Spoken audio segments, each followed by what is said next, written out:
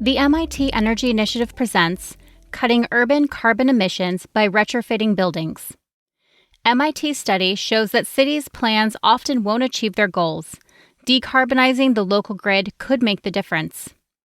Written by Nancy W. Stauffer.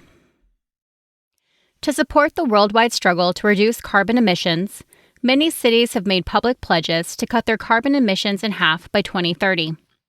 And some have promised to be carbon neutral by 2050. Buildings can be responsible for more than half a municipality's carbon emissions.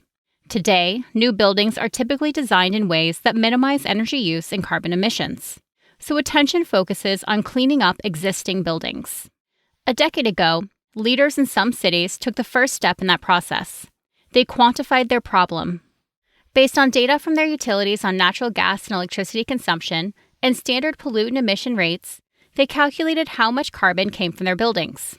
They then adopted policies to encourage retrofits, such as adding insulation, switching to double-glazed windows, or installing rooftop solar panels. But will those steps be enough to meet their pledges? In nearly all cases, cities have no clear plan for how they're going to reach their goal, says Christoph Reinhardt, a professor in the Department of Architecture and director of the Building Technology Program. That's where our work comes in. We aim to help them perform analyses so they can say, if we as a community do A, B, and C to buildings of a certain type within our jurisdiction, then we are going to get there. To support those analyses, Reinhardt and a team in the MIT Sustainable Design Laboratory, SDL, PhD candidate Zachary M. Berzola, SM21, former doctoral student Yuxian Ang, PhD 22, now a research collaborator at the SDL, and former postdoc Samuel Letellier Deschênes, now a senior building performance analyst at the international building engineering and consulting firm Introba, launched a publicly accessible website providing a series of simulation tools and a process for using them to determine the impacts of planned steps on a specific building stock. Says Reinhardt, the takeaway can be a clear technology pathway, a combination of building upgrades, renewable energy deployments, and other measures that will enable a community to reach its carbon reduction goals for their built environment. Analyses performed in collaboration with policymakers from selected cities around the world yielded insights demonstrating that reaching current goals will require more effort than city representatives and, in a few cases, even the research team had anticipated. Exploring carbon reduction pathways. The researchers' approach builds on a physics-based building energy model, or BEM, akin to those that architects use to design high-performance green buildings. In 2013, Reinhardt and his team developed a method of extending that concept to analyze a cluster of buildings. Based on publicly available Geographic Information System (GIS) data, including each building's type, footprint, and a year of construction, the method defines the neighborhood, including trees, parks, and so on, and then, using meteorological data, how the buildings will interact, the airflows among them, and their energy use. The result is an urban building energy model, or UBEM, for a neighborhood or a whole city. The website developed by the MIT team enables neighborhoods and cities to develop their own UBEM and to use it to calculate their current building energy use and resulting carbon emissions, and then how those outcomes would change assuming different retrofit programs or other measures being implemented or considered. The website, ubem.io, provides step-by-step instructions and all the simulation tools that a team will need to perform an analysis, says Reinhardt. The website starts by describing 3 roles required to perform an analysis. A local sustainability champion who is familiar with the municipality's carbon reduction efforts, a GIS manager who has access to the municipality's urban data sets and maintains a digital model of the built environment, and an energy modeler, typically a hired consultant, who has a background in green building consulting and individual building energy modeling. The team begins by defining shallow and deep building retrofit scenarios. To explain, Reinhardt offers some examples. Shallow refers to things that just happen, like when you replace your old failing appliances with new energy-efficient ones, or you install LED light bulbs and weather stripping everywhere, he says. Deep adds to that list things you might do only every 20 years, such as ripping out walls and putting in insulation, or replacing your gas furnace with an electric heat pump. Once those scenarios are defined, the GIS manager uploads to ubem.io a data set of information about the city's buildings, including their locations and attributes, such as geometry, height, age, and use. For example, commercial, retail, residential. The energy modeler then builds a new BEM to calculate the energy use and carbon emissions of the existing building stock. Once that baseline is established, the energy modeler can calculate how specific retrofit measures will change the outcomes. Workshop to test drive the method.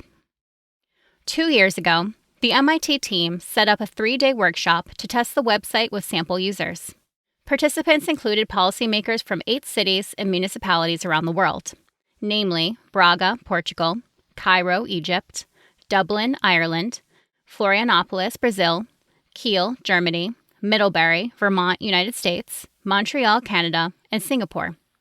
Taken together, the cities represent a wide range of climates, socioeconomic demographics, cultures, governing structures, and sizes. Working with the MIT team, the participants presented their goals, defined shallow and deep retrofit scenarios for their city, and selected a limited but representative area for analysis, an approach that would speed up analyses of different options while also generating results valid for the city as a whole. They then performed analyses to quantify the impacts of their retrofit scenarios. Finally, they learned how best to present their findings, a critical part of the exercise. When you do this analysis and bring it back to the people, you can say, "This is our homework over the next 30 years. If we do this, we're going to get there," says Reinhardt. That makes you part of the community, so it's a joint goal. Sample results. After the close of the workshop, Reinhardt and his team confirmed their findings for each city and then added one more factor to the analyses: the state of the city's electric grid. Several cities in the study had pledged to make their grid carbon neutral by 2050. Including the grid in the analysis was therefore critical. If a building becomes all electric and purchases its electricity from a carbon-free grid, then that building will be carbon neutral, even with no on-site energy-saving retrofits. The final analysis for each city therefore calculated the total kilograms of carbon dioxide equivalent emitted per square meter of floor space, assuming the following scenarios: the baseline, shallow retrofit only, shallow retrofit plus a clean electricity grid, deep retrofit only, deep retrofit plus rooftop photovoltaic solar panels, and deep retrofit plus a clean electricity grid. Note that clean electricity grid is based on the area's most ambitious decarbonization target for their power grid. The following paragraphs provide highlights of the analyses for 3 of the 8 cities. Included are the city's setting, emission reduction goals, current and proposed measures, and calculations of how implementation of those measures would affect their energy use and carbon emissions. Singapore. Singapore is generally hot and humid, and its building energy use is largely in the form of electricity for cooling. The city is dominated by high-rise buildings, so there's not much space for rooftop solar installations to generate the needed electricity. Therefore, plans for decarbonizing the current building stock must involve retrofits. The shallow retrofit scenario focuses on installing energy-efficient lighting and appliances. To those steps, the deep retrofit scenario adds adopting a district cooling system. Singapore's stated goals are to cut the baseline carbon emissions by about a third by 2030 and to cut it in half by 2050. The analysis shows that, with just the shallow retrofits, Singapore won't achieve its 2030 goal. But, with the deep retrofits, it should come close. Notably, decarbonizing the electric grid would enable Singapore to meet and substantially exceed its 2050 target, assuming either retrofit scenario. Dublin. Dublin has a mild climate with relatively comfortable summers but cold, humid winters. As a result, the city's energy use is dominated by fossil fuels, in particular, natural gas for space heating and domestic hot water. The city presented just one target, a 40% reduction by 2030. Dublin has many neighborhoods made up of Georgian row houses, and at the time of the workshop, the city already had a program in place encouraging groups of owners to insulate their walls. The shallow retrofit scenario therefore focuses on weatherization upgrades, adding weather stripping to windows and doors, insulating crawl spaces, and so on. To that list, the deep retrofit scenario adds insulating walls and installing upgraded windows. The participants didn't include electric heat pumps, as the city was then assessing the feasibility of expanding the existing district heating system. Results of the analyses show that implementing the shallow retrofit scenario won't enable Dublin to meet its 2030 target. But the deep retrofit scenario will. However, like Singapore, Dublin could make major gains by decarbonizing its electric grid. The analysis shows that a decarbonized grid, with or without the addition of rooftop solar panels where possible, could more than halve the carbon emissions that remain in the deep retrofit scenario. Indeed, a decarbonized grid plus electrification of the heating system by incorporating heat pumps could enable Dublin to meet a future net zero target. Middlebury. Middlebury, Vermont has warm, wet summers and frigid winters. Like Dublin, its energy demand is dominated by natural gas for heating. But unlike Dublin, it already has a largely decarbonized electric grid with a high penetration of renewables. For the analysis, the Middlebury team chose to focus on an aging residential neighborhood similar to many that surround the city core.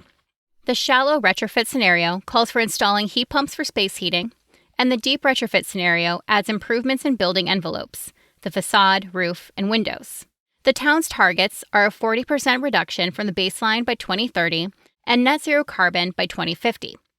Results of the analyses showed that implementing the shallow retrofit scenario won't achieve the 2030 target. The deep retrofit scenario would get the city to the 2030 target, but not to the 2050 target. Indeed, even with the deep retrofits, fossil fuel use remains high. The explanation? While both retrofit scenarios call for installing heat pumps for space heating, the city would continue to use natural gas to heat its hot water. Lessons learned. For several policymakers, seeing the results of their analyses was a wake-up call. They learned that the strategies they had planned might not be sufficient to meet their stated goals, an outcome that could prove publicly embarrassing for them in the future. Like the policymakers, the researchers learned from the experience. Reinhardt notes 3 main takeaways. First, he and his team were surprised to find how much of a building's energy use and carbon emissions can be traced to domestic hot water. With Middlebury, for example, even switching from natural gas to heat pumps for space heating didn't yield the expected effect. On the bar graphs generated by their analyses, the gray bars indicated carbon from fossil fuel use remained. As Reinhardt recalls, I kept saying, "What's all this gray?" While the policymakers talked about using heat pumps, they were still going to use natural gas to heat their hot water. It's just stunning that hot water is such a big-ticket item. It's huge, says Reinhardt. Second, the results demonstrate the importance of including the state of the local electric grid in this type of analysis. Looking at the results, it's clear that if we want to have a successful energy transition, the building sector and the electric grid sector both have to do their homework, notes Reinhardt. Moreover, in many cases, reaching carbon neutrality by 2050 will require not only a carbon-free grid, but also all electric buildings. Third, Reinhardt was struck by how different the bar graphs presenting results for the 8 cities look. This really celebrates the uniqueness of different parts of the world, he says. The physics used in the analysis is the same everywhere, but differences in the climate, the building stock, construction practices, electric grids, and other factors make the consequences of making the same change vary widely. In addition, says Reinhardt, there are sometimes deeply ingrained conflicts of interest in cultural norms, which is why you cannot just say everybody should do this and do this. For instance, in one case, the city owned both the utility and the natural gas it burned. As a result, the policymakers didn't consider putting in heat pumps because the natural gas was a significant source of municipal income, and they didn't want to give that up, explains Reinhardt. Finally, the analyses quantified 2 other important measures, energy use and peak load, which is the maximum electricity demanded from the grid over a specific time period. Reinhardt says that energy use is probably mostly a plausibility check. Does this make sense? And peak load is important because the utilities need to keep a stable grid. Middlebury's analysis provides an interesting look at how certain measures could influence peak electricity demand. There, the introduction of electric heat pumps for space heating more than doubles the peak demand from buildings, suggesting that substantial additional capacity would have to be added to the grid in that region. But when heat pumps are combined with other retrofitting measures, the peak demand drops to levels lower than the starting baseline. The aftermath, an update. Reinhardt stresses that the specific results from the workshop provide just a snapshot in time. That is, where the cities were at the time of the workshop. This is not the fate of the city, he says. If we were to do the same exercise today, we'd no doubt see a change in thinking, and the outcomes would be different. For example, heat pumps are now familiar technology and have demonstrated their ability to handle even bitterly cold climates. And in some regions, they've become economically attractive, as the war in Ukraine has made natural gas both scarce and expensive. Also, there's now awareness of the need to deal with hot water production. Reinhardt notes that performing the analyses at the workshop did have the intended impact. It brought about change. 2 years after the project had ended, most of the cities reported that they had implemented new policy measures or had expanded their analysis across the entire building stock. That's exactly what we want, comments Reinhardt. This is not an academic exercise. It's meant to change what people focus on and what they do. Designing policies with socioeconomics in mind. Reinhardt notes a key limitation of the UBAM.io approach. It looks only at technical feasibility. But will the building owners be willing and able to make the energy-saving retrofits? Data show that, even with today's incentive programs and subsidies, current adoption rates are only about 1%. That's way too low to enable a city to achieve its emission reduction goals in 30 years, says Reinhardt. We need to take into account the socioeconomic realities of the residents to design policies that are both effective and equitable. To that end, the MIT team extended their UBAM.io approach to create a socio-techno-economic analysis framework that can predict the rate of retrofit adoption throughout a city. Based on census data, the framework creates an UBAM that includes demographics for the specific types of buildings in a city. Accounting for the cost of making a specific retrofit plus financial benefits from policy incentives and future energy savings, the model determines the economic viability of the retrofit package for representative households. Sample analyses for 2 Boston neighborhoods suggest that high-income households are largely ineligible for need-based incentives, or the incentives are insufficient to prompt action. Lower-income households are eligible and could benefit financially over time, but they don't act, perhaps due to limited access to information, a lack of time or capital, or a variety of other reasons. Reinhardt notes that their work thus far is mainly looking at technical feasibility. Next steps are to better understand occupants' willingness to pay, and then to determine what set of federal and local incentive programs will trigger households across the demographic spectrum to retrofit their apartments and houses, helping the worldwide effort to reduce carbon emissions. This work was supported by Shell through the MIT Energy Initiative. Zachary Berzola was supported by the U.S. National Science Foundation Graduate Research Fellowship. Samuel Letellier Deschênes was supported by the Postdoctoral Fellowship of the Natural Sciences and Engineering Research Council of Canada.